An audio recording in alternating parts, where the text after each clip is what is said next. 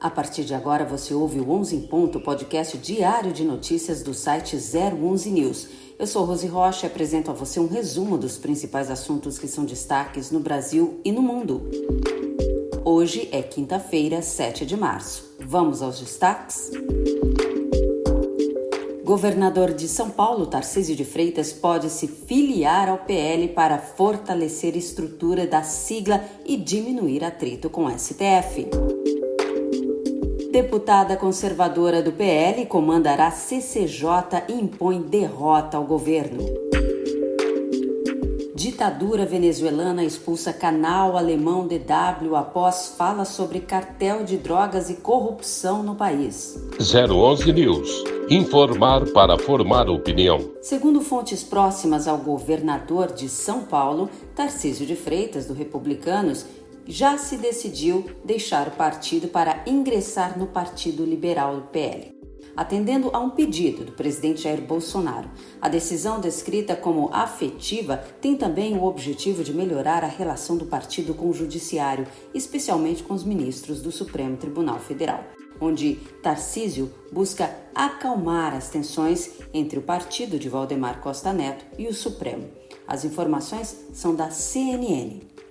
Interlocutores do governador afirmam que ele vê o PL com um potencial grande para a direita e deseja construir uma base de mobilização eleitoral organizada e institucionalizada, apesar das desconfianças iniciais em relação ao partido e seu presidente. Tarcísio acredita que essas questões foram superadas. A mudança de partido ainda não tem um timing definido, mas o governador está inclinado a realizar a troca em breve, apesar de não possuir grandes divergências com republicanos. De acordo com as informações apuradas pela emissora, Tarcísio permanece no Republicanos por enquanto, mas a mudança para o PL pode ocorrer em breve. O governador busca fortalecer o partido como uma força política expressiva da direita no Brasil, aproveitando a influência obtida graças a Jair Bolsonaro, mas buscando uma maior institucionalização e distanciamento das polêmicas enfrentadas pelo partido e seu presidente. A mudança de Tarcísio para o PL é um movimento importante, pois, assim como o Bolsonaro, Tarcísio é um grande puxador de votos. E reparem quantas mudanças vêm ocorrendo após o ato da Paulista aí do dia 25, quantas mudanças para a direita. O PL tem muito mais a ver com Tarcísio do que o Republicanos, que é um partido de centro. E Tarcísio pode trazer para o PL aquele eleitor do meio que não tem uma posição formada.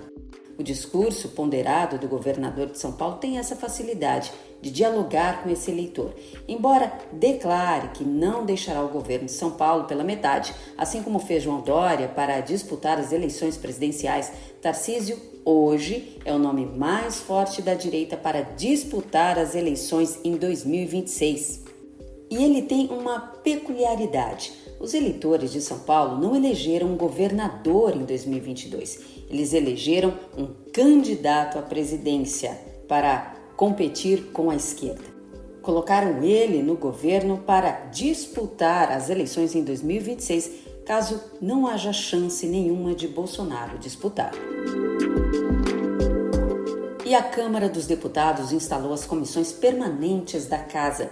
Os deputados dividiram os colegiados respeitando a proporcionalidade de eleitos, em uma sequência de negociações que se arrastam aí por semanas. Sendo assim, a lógica prevaleceu. Por ter a maior bancada, com 96 deputados eleitos, o PL teve prioridade na escolha das comissões e optou por liderar a Comissão de Constituição e Justiça, esta que é reconhecida como o colegiado mais importante. A presidência ficou com a deputada federal Caroline de Tone, do PL de Santa Catarina. Conservadora, liberal, Caroline defende no parlamento políticas de flexibilização das regras para a venda, porte e posse de armas de fogo, entre outras agendas conservadoras. Ela se tornou a segunda mulher na história a liderar a CCJ.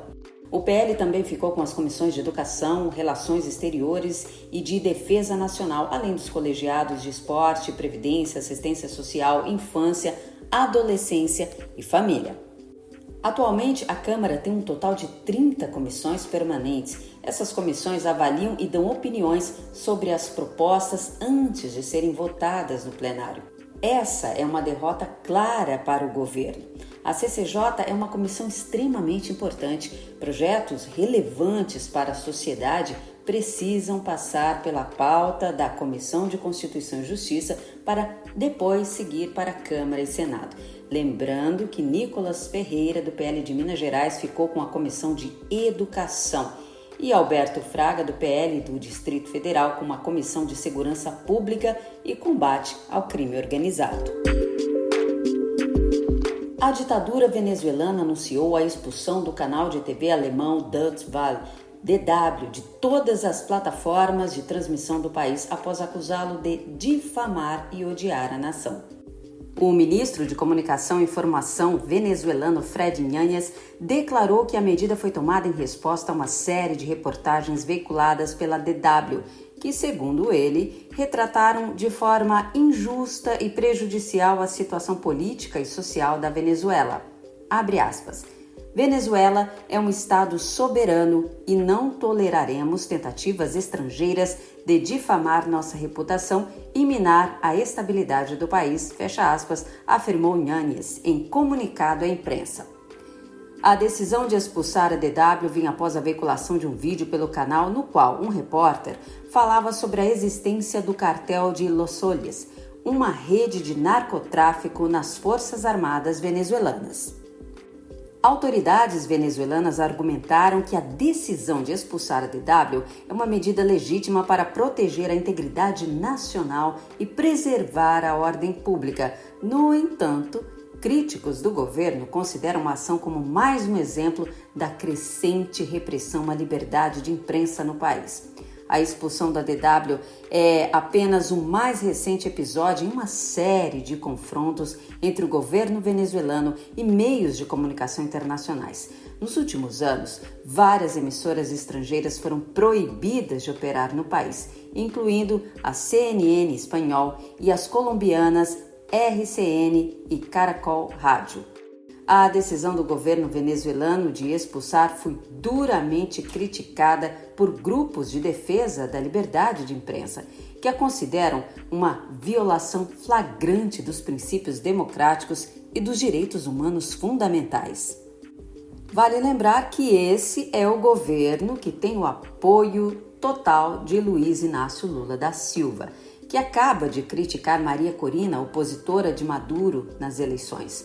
Lula disse ainda que, se a oposição da Venezuela for como a do Brasil, não vale. Será que o petista já está legitimando a vitória de Maduro antes mesmo das eleições que ocorrem em julho no país? O governo de Maduro é corrupto e ditatorial. Não sou eu quem diz, são os fatos. Estamos falando de um país que persegue e tira opositores da disputa, de um país onde a população passa fome, não tem liberdade de expressão. Eu quero encerrar esse comentário sobre a Venezuela com uma frase do jornalista Milor Fernandes. Democracia é quando eu mando em você. Ditadura é quando você manda em mim. E por hoje é só. O 11 em Ponto fica por aqui. Essas e mais notícias você acompanha no site 011 News. Tenham todos uma ótima quinta-feira. Te espero amanhã. Até lá!